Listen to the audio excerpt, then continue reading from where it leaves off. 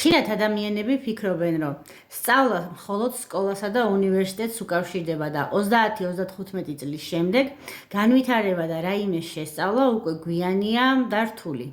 მაგრამ ეს მხოლოდ ნეგატიური რწმუნებულებაა, რომელიც ხელს გიშლის განვითარებაში. სინამდვილეში ჩვენი ტვინი სულ სწავლასა და შეცნობაშია.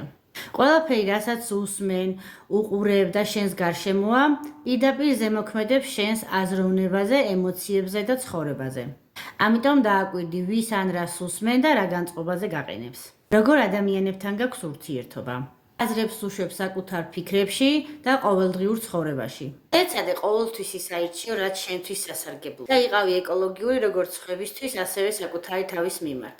რადგან ჩვენი ყოველდღიური ფიქრები, ურთიერთობები და გარემო ქმნის იმ რეალობას, რომელშიც ჩვენ ვცხოვრობთ. თუ ჯერ კიდე არ გამოგიწერია ჩემი გვერდი, ახლა სწორედ დრო არის. გისურვებ მხოლოდ ისეთი უნარების დასწავლას, რომელიც სასარგებლო იქნება შენთვის.